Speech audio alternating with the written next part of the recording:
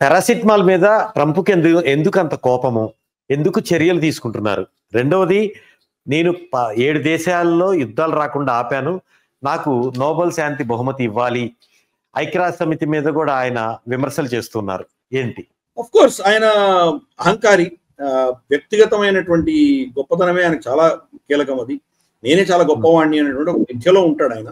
కాబట్టి దాన్ని ఎవరు ఏం బాగు చేయలేరు. దేశం కంటే తన వ్యక్తిగతమైనటువంటి లాభము, తన వ్యక్తిగతమైనటువంటి అహంకారమే చాలా కీలకమైనటువంటి వ్యక్తి. కాబట్టి మరి అటువంటి వ్యక్తిని మనం ఎలా ట్రీట్ చేయాలో మనం అర్థం చేసుకోవాలి. మోదీ గారు అదే చేస్తున్నారు. అతనితో డైరెక్ట్ గా మాట్లాడట్లేదు. అతను ఏమైనా ట్వీట్ చేస్తే దాన్ని పాజిటివ్ గా స్పందిస్తున్నారు, అంతకుమించి ఏం చేయట్లేదు. కాబట్టి అటువంటి వ్యక్తుల్ని అలాగే ట్రీట్ చేయాలి.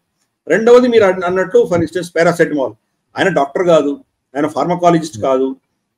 డాక్టర్స్ నిర్ణయిస్తారు. ఆయన ఎవరు చెప్పడానికి? ప్రెసిడెంట్ ఎవరు చెప్పడానికి? ఎకో సిస్టమ్ అంతా ఉంది కదా, వాళ్ళ రీసెర్చ్ ల్యాబొరేటరీస్ ఉన్నాయి, వాళ్ళ ఫుడ్ అండ్ డ్రగ్స్ అడ్మినిస్ట్రేషన్ ఉంది, వాళ్ళు నిర్ణయిస్తారు. కడుపుతో ఉన్నటువంటి స్త్రీలు పారాసెటమాల్ తీసుకోవచ్చా లేదా అని వాళ్ళు నిర్ణయిస్తారు. ప్రెసిడెంట్ కాదు నిర్ణయించేటువంటి అథారిటీ ఆయనకు లేదు. ప్రతి దాంట్లో నాకే తెలుసు అన్నటువంటి ఒక ప్రగల్భాలు పలికేటువంటి వ్యక్తి. సరే, నోబెల్ ప్రైజ్ కు సంబంధించి ఒబామా ఎన్నో దేశాల్లో యుద్ధం చేస్తూ చాలా మందిని ఊచకోత కోసి చంపుతున్నటువంటి సమయంలో అతనికి నోబెల్ ప్రైజ్ ఇచ్చారు. అతనికి నోబెల్ ప్రైజ్ ఎందుకు ఇచ్చారు అన్నది అందరూ పెద్ద ప్రశ్న. ఒబామాకి అర్థం కాలేదు నాకు ఎందుకు ఇచ్చారని ఆయన ఆశ్చర్యపడ్డాడు. దీనికి నోబెల్ ప్రైజ్ ఆయన అర్హుడే కాదు, అయినా ఆయనకి ఇచ్చారు, నోబెల్ ప్రైజ్ ఇచ్చారు.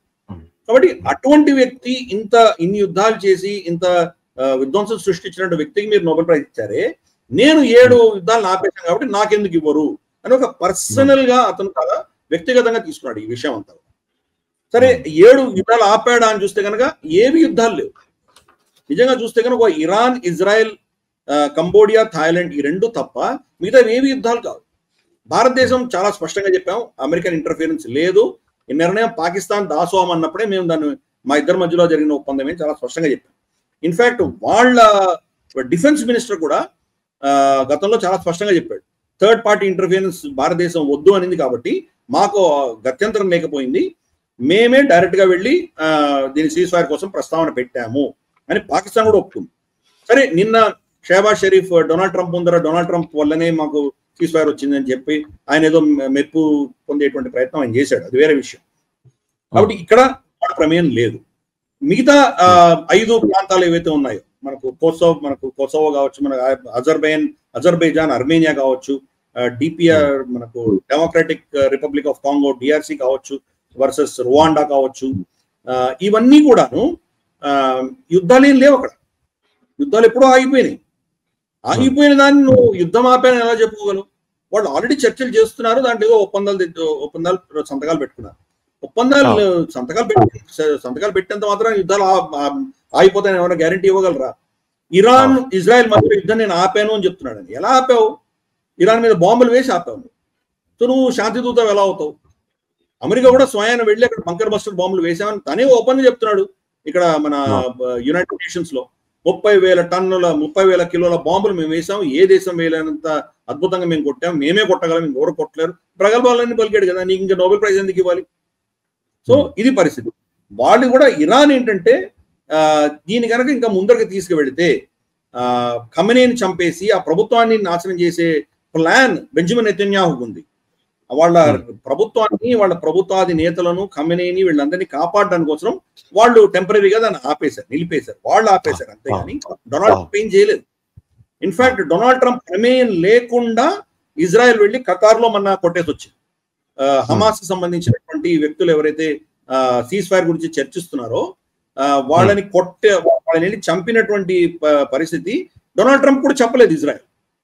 సో మరి ఏ యుద్ధం ఆపినట్టు నాకు అర్థం కాలేదు. కాబట్టి ఆయన అంతా ప్రగల్భాలు పలకడం తప్ప ఇంకేమీ లేదు. ఆయన ఎకో సిస్టమ్ అంతా కూడా, ఆయన చుట్టుపక్కల ఉన్నటువంటి క్యాబినెట్ మినిస్టర్స్ అందరూ కూడా వంది మాగదలు పలికేటువంటి వాళ్ళు, బహుపరాక్ అనే వాళ్ళు తప్ప ఇంకేమీ లేదు అక్కడ. కాబట్టి ఆయనని ఎవరు పట్టించుకోవట్లేదు. ఆయనకి తప్పకుండా నోబెల్ పీస్ ప్రైజ్ రాదు, ఇది మనం రాసి పెట్టుకోవచ్చు, ఆయనకి రాదు. కాబట్టి అది ఆయన ఒక మిథ్యలో ఉన్నాడు, దాన్ని మనం ఏం ఆపలేము. మనకు ఇంగ్లీష్ సామెత ఉంది, who will tell the king naked. రాజు ఎవరో చెప్పారంట, మీరు అద్భుతమైన బట్టలు మీకు వేస్తున్నాను, ఈ బట్టలు అసలు చాలా అద్భుతం అని చెప్పి బట్టలు లేకుండా అతన్ని పంపించాడు. అతను బట్టలు లేకుండా తిరుగుతున్నాడు. కానీ నీ రాజుకు బట్టలు లేవు, నగ్నంగా ఉన్నాడని చెప్పే దమ్ముల ధైర్యం ఎవరికి ఉన్నాయి? సో నీ బట్టలు చాలా బాగున్నాయండి, చాలా బాగున్నాయండి అందరూ పొగుడుతున్నారు. ఒక చిన్న పిల్లవాడు చేయింది బట్టలు లేకుండా ఉన్నావు ఏంటో చిన్న పిల్లవాడు చెప్పాడు. ఈ రోజు పరిస్థితి అదే. డొనాల్డ్ ట్రంప్ కి నీకు బట్టలు లేవు నాయన అని చెప్పే ధైర్యం ఎవరికి ఉంది? అటువంటి వ్యక్తి, అంతకు మించి ఏమీ లేదు. డొనాల్డ్ ట్రంప్ అమెరికాని సర్వనాశనం చేస్తున్నాడు, అమెరికా యొక్క శక్తిని కించపరుస్తున్నాడు, క్షీణిస్తున్నాడు. అన్నిటికంటే కీలకమైనది ఏంటంటే శత్రువులు, సరే శత్రువులు ఎలాగో అమెరికా శత్రువులు వాళ్ళ తంటాలు వాళ్ళు పడుతున్నారు. మిత్రులు కూడా, అమెరికా దగ్గరగా ఉన్నటువంటి అలైస్ మిత్రులు, వీళ్ళకు కూడా నమ్మకాన్ని ధ్వంసం చేశారు. వాళ్ళకు అమెరికా పట్ల ఉన్నటువంటి నమ్మకాన్ని నాశనం అయిపోయింది. దీన్ని మళ్ళీ రిస్టార్ట్ చేయాలంటే అంత సునాయాసం, అంత ఈజీ అయిన పరిస్థితి కానే కాదు అది. రేపటి రోజు వాళ్ళు మనకు F-35లు F-16లు ఏంటంటో మాకు ఇస్తాం భారతదేశానికి వాళ్ళు ఓపెన్ గా ముందరకు వచ్చినా వాళ్ళ దగ్గర మనం తీసుకోము. కాబట్టి నమ్మకం దెబ్బతి.